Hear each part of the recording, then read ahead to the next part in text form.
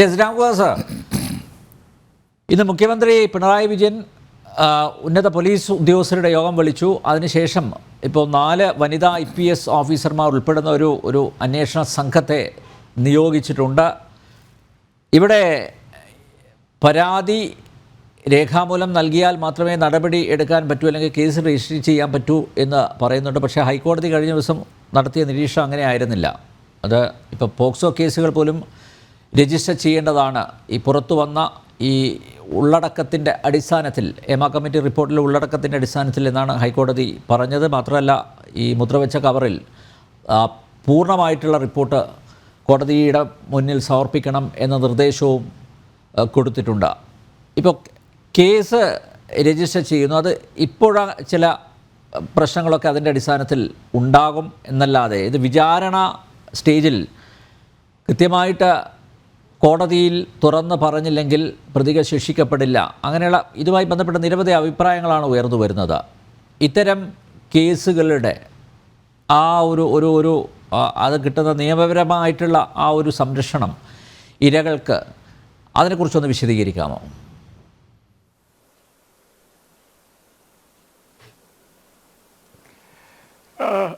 ഇവിടെ ഒരു പ്രധാനപ്പെട്ട കാര്യം ജനം TV-യും അതിൻ്റെ മാന്യ പ്രേക്ഷകരുമായിട്ട് പങ്കുവയ്ക്കാൻ ഞാൻ ആഗ്രഹിക്കുകയാണ്. കാരണം സിനിമാ രംഗം ഒരു സ്വകാര്യ വ്യവസായമാണ്. ആ സ്വകാര്യ വ്യവസായത്തിൽ പരോക്ഷമായി ഇടപെടാമെന്നല്ലാണ്ട് പ്രത്യക്ഷമായി ഇടപെടാൻ കേരള സർക്കാരിന് നമ്മുടെ ഭരണഘടന അനുവാദം നൽകുന്നില്ല. നമ്മുടെ സംസ്ഥാനത്ത് ഒരു സാൻമാർഗിക വകുപ്പല്ല, സാംസ്കാരിക വകുപ്പാണ്. ആ കാര്യം നമ്മൾ പ്രത്യേകം ശ്രദ്ധിക്കണം. ആ സാംസ്കാരിക വകുപ്പിന് നമ്മുടെ ഭരണഘടനയുടെ ചട്ടക്കൂടിൽ നിന്ന് മാത്രമേ പ്രവർത്തിക്കാൻ അധികാരമുള്ളൂ, അവകാശമുള്ളൂ. നമ്മുടെ ഭരണഘടനയിൽ കേന്ദ്ര ലിസ്റ്റ് എൻട്രി 60-ലാണ് ബ്രോഡ്കാസ്റ്റിംഗ് തുടങ്ങിയ കാര്യങ്ങളെ നിയന്ത്രിക്കാൻ കേന്ദ്ര ഗവൺമെൻറ്റിന് അധികാരം കൊടുത്തിട്ടുള്ളത്. അത് സെൻസറിങ് തുടങ്ങിയവ. സ്റ്റേറ്റ് ലിസ്റ്റിലെ എൻട്രി 33 ഭരണഘടനയുടെ ഐറ്റംസിനെ കുറിച്ച് എൻട്രി എന്നാണ് നിയമഭാഷയിൽ പറയാം. എൻട്രി 33-ൽ സംസ്ഥാന ഗവൺമെൻറ്റിന് സിനിമ വകുപ്പിനെ കുറിച്ച് അധികാരമുണ്ട്, സിനിമയെക്കുറിച്ച് അധികാരമുണ്ട്. സിനിമ എന്ന് പറഞ്ഞാൽ ചിത്രീകരിച്ച് കഴിഞ്ഞ സിനിമയാണ്, നിർമ്മിച്ച് കഴിഞ്ഞ സിനിമയാണ്. കാറ് എന്ന് പറഞ്ഞാൽ മോട്ടോർ നിർമ്മാതാക്കൾ നിർമ്മിച്ച് കഴിഞ്ഞ കാറാണ്. നിർമ്മിച്ച് കഴിഞ്ഞ കാറിൻ്റെ മേലെ മോട്ടോർ വെഹിക്കിൾസ് ഡിപ്പാർട്ട്മെൻറ്റിന് അധികാരമുള്ളൂ, നിർമ്മാണത്തിനിടയിലില്ല. നിർമ്മാണത്തിനിടയിൽ കേന്ദ്ര ഗവൺമെൻറ്റിൻ്റെ വ്യവസായ വകുപ്പിനും. ഇവിടെ സിനിമ എന്ന എൻട്രി പ്രകാരം കേരള ഗവൺമെൻറ്റിന് സിനിമ നിർമ്മിക്കുന്നതിന് മുമ്പുള്ള കാര്യങ്ങളെക്കുറിച്ച് അധികാരമുണ്ടോ എന്നുള്ളത് വലിയ തർക്കവിഷയമാണ്. തമിഴ്നാട്ടിൽ ഇതുപോലൊരു കേസ് വന്നപ്പോൾ സുപ്രീം കോടതി പറഞ്ഞു, ഇത് സംബന്ധിച്ച് കാസറ്റുകളും മറ്റും ഉണ്ടെങ്കിൽ സംസ്ഥാന ഗവൺമെൻറ്റിന് ഇടപെടാം. കാസറ്റ് നിർമ്മാണത്തിന് മുമ്പ് ഇടപെടാൻ പറ്റുമോ? അപ്പോൾ ഇവിടെ സംഭവിച്ചിരിക്കുന്നത് സിനിമാ രംഗത്ത് നിർമ്മാണം നടക്കുന്നതിനിടയ്ക്ക് ഉണ്ടായ ചില അനാശാസ്യ സംഭവങ്ങളെക്കുറിച്ചുള്ള പരാതികളാണ്. ഒരു കാര്യം എല്ലാവരും സമ്മതിക്കും, ഞാനൊരു വാദത്തിന് വേണ്ടി പറയല്ല, സിനിമ ഒരു സ്വകാര്യ വ്യവസായമാണ്. ഇവിടെ നമ്മുടെ നാട്ടിലിപ്പോൾ ഇന്ന് സിനിമ സാധാരണ ജനങ്ങൾക്ക് വില കുറഞ്ഞ രീതിയിൽ ഒരു സന്തോഷത്തിന് ഇട നൽകുന്ന ഒരു രംഗമാണ് സിനിമ. അതുകൊണ്ടാണ് ഇവിടെ നേരത്തെ അവതാരകൻ സൂചിപ്പിച്ച പോലെ സിനിമാ താരങ്ങളെ വലിയ അവതാരങ്ങളായിട്ടും ആരാധനപൂർവ്വം ജനങ്ങൾ കൊണ്ടു നടക്കുന്നത്. ആ രംഗം ഇന്ന് കേരളത്തിൽ കാര്യമായി പുരോഗമിച്ചിരിക്കുകയാണ്. മുമ്പ് തമിഴ്നാട്ടിൽ മാത്രമുണ്ടായിരുന്ന സിനിമ ഇന്ന് കേരളത്തിലും പച്ച പിടിച്ചിരിക്കുകയാണ്. ഇവിടെ ഒരുപാട് ആളുകൾക്ക് ജോലി നൽകുന്നൊരു വ്യവസായമാണ്. ഇവിടെ ഞാൻ പലപ്പോഴും ജനം TV കൂടെ പറയും പോലെ ഇവിടുത്തെ ഏറ്റവും വലിയ വ്യവസായം ശബരിമലയാണല്ലോ. മറ്റൊരു വ്യവസായങ്ങളും നമ്മുടെ കാഴ്ചയിൽ പെടുന്നില്ല. അത് കഴിഞ്ഞാൽ സിനിമ പോലെ കേരളത്തിൽ ഇപ്പോൾ പച്ച പിടിച്ച് വരുന്നൊരു വ്യവസായത്തെ തകർക്കുന്നത് അധികാരമില്ലാത്ത രീതിയിൽ ചെയ്യുന്നത് ശരിയാണോ? നമ്മൾ അവർ വശം ആലോചിക്കേണ്ട കാര്യം ശരിയാണ്. അനാശാസ്യ പ്രവർത്തനം നടക്കുന്നു. പക്ഷെ അനാശാസ്യമായ കാര്യങ്ങൾ നിയമം ലംഘിച്ചുകൊണ്ട് കൈകാര്യം ചെയ്യാൻ നമ്മുടെ സർക്കാരിനെ അനുവദിക്കൂ. ഞാൻ ചോദിക്കട്ടെ, ഹേമ കമ്മിറ്റി സർക്കാർ രൂപീകരിച്ചു. എന്ത് നിയമത്തിൻ്റെ പിൻബലത്തിലാണ് ആ കമ്മിറ്റി രൂപീകരിച്ചത്? കമ്മീഷൻ ഓഫ് എൻക്വയറി ആക്ട് അനുസരിച്ച് കമ്മീഷൻ നിയമിക്കാറുണ്ട്. അതിന് പ്രത്യേക നിയമമുണ്ട്, കമ്മീഷൻ ഓഫ് എൻക്വയറി. ഈ കമ്മിറ്റി നിയമിച്ചത് കേരള ഗവൺമെൻറ്റിൻ്റെ ഏത് അധികാരം വെച്ചുകൊണ്ടാണെന്നറിയാൻ കേരളത്തിലെ ജനങ്ങൾക്ക് അവകാശമുണ്ട്. പ്രത്യേകിച്ചും 1,06,00,000 രൂപ പ്രതിഫലമായി കൊടുത്തു. എനിക്കത് ഞാൻ ശരിവയ്ക്കാൻ ആഗ്രഹിക്കുന്നില്ല. റിപ്പോർട്ട്, മാധ്യമ റിപ്പോർട്ട് വഴി. ഇത് ജനങ്ങളുടെ കാശാണ്.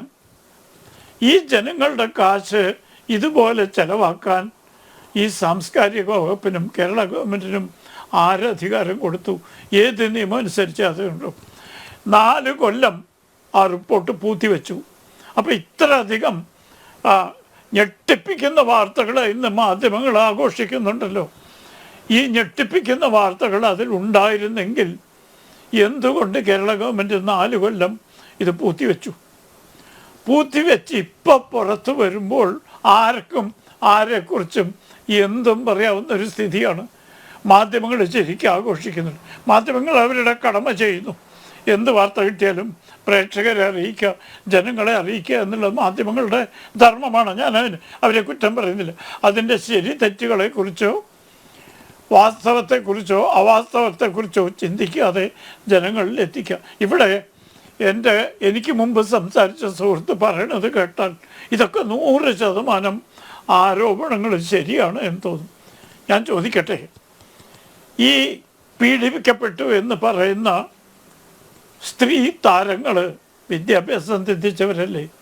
ആരും സ്കൂളിലോ കോളേജിലോ പോവാത്തവരല്ലോ. പലരും ഉന്നത വിദ്യാഭ്യാസം നേടിയിരുന്നാണ്. ഇതുപോലൊരു അനുഭവമുണ്ടെങ്കിൽ പോലീസിന് പരാതി കൊടുത്ത് FIR രജിസ്റ്റർ ചെയ്താൽ പോലീസിന് അന്വേഷിക്കാൻ അധികാരമുണ്ട് എന്ന ചുരുങ്ങിയ വിവരം നിയമത്തെക്കുറിച്ച് അവർക്കൊക്കെ ഉണ്ടായിരിക്കാനാണ് സാധ്യത. എന്ത് പരാതി കൊടുക്കാതിരുന്ന്? ഇത്രയും ഞെട്ടിക്കുന്ന ക്രൂരമായ എന്ന് എനിക്ക് മുമ്പ് സംസാരിച്ച സുഹൃത്ത് വിശേഷിപ്പിക്കുന്ന ക്രൂരമായ നടപടികൾ നടന്നിട്ടുണ്ടെങ്കിൽ എന്തുകൊണ്ട് പരാതി എല്ലാവരും പരാതിപ്പെട്ടവരാണ്. ആ പരാതികളെ ഒന്നും പരിഗണിച്ചില്ല. ശരി,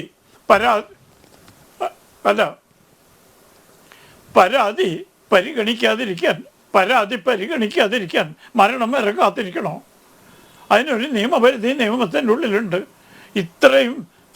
ഇത്രയും സഹായം അവർക്ക് ചെയ്യാൻ താങ്കളെപ്പോലെയുള്ള സന്മനസ്സുകൾ ഉണ്ടായിട്ട് എന്തുകൊണ്ട് ആ പരാതിയുടെ തുടർ നടപടികൾ സ്വീകരിക്കാൻ അവർക്ക് പ്രചോദനം കൊടുത്തില്ല? ഇന്നിപ്പോൾ വാചാലമായിട്ട് പല വിഗ്രഹങ്ങളും തകർക്കും എന്നൊക്കെ വീരവാദം മുഴക്കുന്ന ആളുകളൊക്കെ ഈ രംഗത്തൊന്നും സജീവമായിട്ടുണ്ടായിരുന്നല്ലോ. അവരൊക്കെ എന്തോ ഉറക്കം നടിച്ചു കിടക്കുമായിരുന്നു. കേട്ടത് ശരിയാണെങ്കിൽ ഞെട്ടിപ്പിക്കുന്നതാണെന്ന് ഞാനും സമ്മതിക്കുന്നു. പക്ഷേ ശരിയാണോ തെറ്റാണോ എന്ന് ആരും നിർണ്ണയിക്കും? എന്തധികാരത്തിന് മുകളിൽ നിർണ്ണയിക്കും? ഞാൻ എൻ്റെ സുഹൃത്തിനോട് ചോദിക്കട്ടെ, ഇതേപോലത്തെ ഒരു പരാതി നമ്മുടെ വനിതാ പോലീസുകാർ ഉന്നയിച്ചില്ലേ? ചില ഉദ്യോഗസ്ഥന്മാർ ക്യാമ്പ് വന്നാൽ ഞങ്ങൾ വനിതാ പോലീസുകാർ ലീവ് എടുക്കും എന്ന് പാവം പിടിച്ചൊരു വനിതാ പോലീസുകാർ പറഞ്ഞു. അവർ സർക്കാരിൻ്റെ ഭാഗമാണ്, സർക്കാരിൻ്റെ ആഭ്യന്തര വകുപ്പിൻ്റെ ജീവനക്കാരാണ്. എന്നിട്ട് അന്വേഷണം പ്രഖ്യാപിച്ചോ? ഏതെങ്കിലും റിട്ടയർഡ് ജഡ്ജിക്ക് 1 കോടി കൊടുത്ത് സർക്കാർ അന്വേഷണം പ്രഖ്യാപിച്ചോ? വേണ്ട. ആരോഗ്യരംഗത്ത് നഴ്സുമാരുടെ പരാതികളുണ്ട്, ഞങ്ങൾക്ക് പീഡനം നൽകുന്നു, അതിന് സർക്കാർ പൈസ ചിലവാക്കി അന്വേഷിച്ചോ? ജനങ്ങളുടെ പൈസ ചിലവാക്കിയോ? അപ്പോൾ എന്താണ് ഈ വിവേചനം? സിനിമാ രംഗത്ത് മാത്രം എന്താ പ്രത്യേകത? വളരെ പേരുകെട്ട ആളുകളുടെ പേരിൽ ആരോപണം വരുമ്പോൾ മാത്രം ഞെട്ടിപ്പുണ്ടാക്കുന്ന പ്രത്യേക മാനസിക സ്ഥിതി ഈ രാഷ്ട്രീയക്കാർക്കുണ്ട്. അവനെന്താ കാര്യം? അതൊന്ന് അന്വേഷിക്കണ്ടേ? നമ്മളൊന്ന് അന്വേഷിക്കണ്ടേ? അപ്പോൾ ഇതൊന്നുമല്ല, അതിൻ്റെ പിന്നിലൊക്കെ ഒളിഞ്ഞു കിടക്കുന്ന പല കാര്യങ്ങളുമുണ്ട്.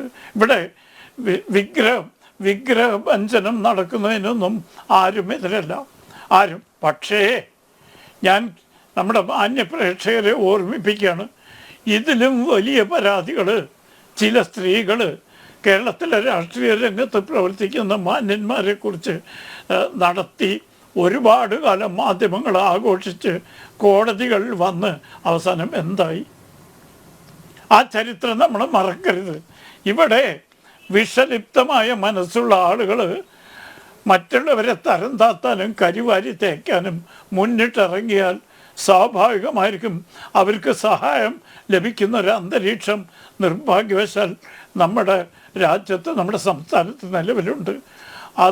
അതിൻ്റെ തിക്തഫലങ്ങൾ കേരളത്തിലെ ജനങ്ങൾ അനുഭവിച്ചതാണ്. ഒരു ഘട്ടത്തിലല്ല, പല ഘട്ടത്തിലും. അപ്പോൾ അതുകൊണ്ട് ഈ ആരോപണം ഉന്നയിച്ചാൽ ഉടനെ തന്നെ അത് ശരിയാണ്, അവരെ വെടിവെച്ച് കൊല്ലണം, തമിഴ്നാട്ടിൽ സംഭവിച്ച പോലെ പ്രഹരാർഹരാണ് എന്നൊക്കെ പറയുന്നതൊക്കെ അല്പം വിചിന്തനത്തിന് ശേഷം പോലെ. കാരണം ഇതൊക്കെ അന്വേഷിക്കാൻ ഈ കേരള സർക്കാരിന് നമ്മുടെ ഭരണഘടന എന്ത് അധികാരമാണ്? ഏത് നിയമത്തിൻ്റെ പിൻബലത്തിലാണ്? മറിച്ച് ഇപ്പം നിലവിലുള്ള നിയമ സംഹിത അനുസരിച്ച് ഏതെങ്കിലും പീഡിക്കപ്പെട്ട വ്യക്തി ഒരു പരാതി ഏറ്റവും അടുത്ത പോലീസ് സ്റ്റേഷന് കൊടുത്താൽ പോലീസുകാർക്ക് FIR രജിസ്റ്റർ ചെയ്ത് അന്വേഷിക്കാമല്ലോ. അതെന്തുകൊണ്ട് ചെയ്തില്ല? ഈ രംഗത്ത് പ്രവർത്തിക്കുന്നവർക്ക് സർക്കാർ മാത്രമേ സഹായത്തിനുണ്ടാവാൻ പാടുള്ളൂ. അങ്ങനെയാണെങ്കിൽ അത് വലിയ വിവേചനം. കാരണം സമ്പന്ന വിഭാഗത്തെ പ്രതിനിധീകരിക്കുന്ന ഒരു വിഭാഗമാണ് സിനിമാ പ്രവർത്തകർ. സിനിമാ നടികളും നടന്മാരും നമ്മുടെ രാജ്യത്തെ സമ്പന്ന വിഭാഗത്തിൽ. അപ്പോൾ ഈ സമ്പന്ന വിഭാഗത്തിന് എന്തെങ്കിലും ആപത്ത് സംഭവിച്ചാൽ സർക്കാർ വഴിവിട്ട് ഭരണഘടനയും നിയമങ്ങളും മറികടന്നുകൊണ്ട് രംഗത്ത് വരണം. അല്ലെങ്കിൽ വീഴ്ചയാണ്, പാളിച്ചയാണ്, ലക്ഷ്യമാണ് എന്നൊക്കെ വിമർശിക്കുന്നതിന് മുമ്പ് കാര്യകാരണ സഹിതം ഇതിനെക്കുറിച്ചൊന്ന് കൂലങ്കഷമായി ചിന്തിക്കുന്നതല്ലേ ഭംഗി. ഞാൻ മാന്യ പ്രേക്ഷകരുടെ മുമ്പിൽ ഈ വിഷയം അവതരിപ്പിക്കുകയാണ്. നമ്മൾ ധൃതി പിടിച്ച് എല്ലാ വിഗ്രഹങ്ങളെയും നിഗ്രഹിക്കാൻ ശ്രമിക്കുന്നതിന് മുമ്പ് എന്താണ് ഇതിൻ്റെ നിയമവ്യവസ്ഥ? സർക്കാരിന് ഈ കാര്യത്തിൽ എന്താണ് ഉത്തരവാദിത്തം? ഏത് ഉത്തരവാദിത്തം നിർവഹിക്കുന്നതിലാണ് സർക്കാർ പരാജയപ്പെട്ട് എന്നൊക്കെ കൂടി ഒന്ന് അന്വേഷിക്കുന്നതാണ്. ഏതായാലും സിദ്ദിഖും രഞ്ജിത്തും എൻ്റെ വിനീത അഭിപ്രായത്തിൽ മാന്യന്മാരായതുകൊണ്ട് അവർ ഈ പറഞ്ഞ അന്വേഷണവും അതും FIRഉം അഭിമുഖീകരിക്കുന്നത് തന്നെ സ്ഥാനം വഹിച്ചു. ധാർമ്മികതയുടെ പേരിലാണ്, കുറ്റസമ്മതത്തിൻ്റെ പേരിലല്ല. നമ്മുടെ എത്ര രാഷ്ട്രീയ പ്രവർത്തകർ ഈ ധാർമ്മികത പിന്തുടരുന്നുണ്ട്. അവരാണല്ലോ ഇപ്പോൾ അന്വേഷണം വേണമെന്ന് പറഞ്ഞ് 4 IG-മാരെ നിയോഗിച്ചത്. ഇപ്പോൾ അവരുടെ സ്വന്തം ഡിപ്പാർട്ട്മെൻറ്റിലെ വനിതാ പോലീസുകാർ വന്നപ്പോൾ ഒരു IG പോലും അന്വേഷിക്കാനുണ്ടായില്ലല്ലോ. അതെന്താ മാധ്യമങ്ങൾ മറക്കുന്നത്? വനിതാ പോലീസുകാരെന്താ ജീവിക്കാൻ മാർഗമില്ലാതെ മറ്റൊരു ജോലിയും കിട്ടാതെ പോലീസിൽ ചേർന്ന് വനിതാ പോലീസുകാർ അനുഭവിക്കുന്ന പീഡനങ്ങൾ നമ്മുടെ മനസ്സിന് കഥനകഥയല്ലേ? സിനിമക്കാർക്ക് പറ്റിയ മാത്രമേ കഥനകഥയുള്ളൂ. മാന്യ പ്രേക്ഷകർ ഈ വിവേചനം ശ്രദ്ധിക്കണം. അതായത് സമ്പന്ന വർഗത്തിന് മാത്രം എന്തെങ്കിലും പ്രയാസങ്ങളുണ്ടാകുമ്പോൾ മാധ്യമങ്ങളും ആ രംഗത്ത് പ്രവർത്തിക്കുന്നവരും രാഷ്ട്രീയ പ്രവർത്തകരും എല്ലാവരും ഉണർന്ന് ഉഷാറായി രംഗത്ത് വരണു. പാവപ്പെട്ട വനിതാ പോലീസുകാർക്കോ നഴ്സുമാർക്കോ സംഭവിക്കുമ്പോൾ ആരും തിരിഞ്ഞു നോക്കുന്നില്ല. ഇത് ശരിയാണോ? മാന്യ പ്രേക്ഷകർ തന്നെ ഈ കാര്യത്തിൽ വിധി കൽപ്പിക്കട്ടെ. എന്തായാലും ഒരു വ്യത്യസ്തമായിട്ടുള്ളൊരു ചിന്തയാണ് അഡ്വക്കേറ്റ് K. രാംകുമാർ പങ്കുവച്ചത്.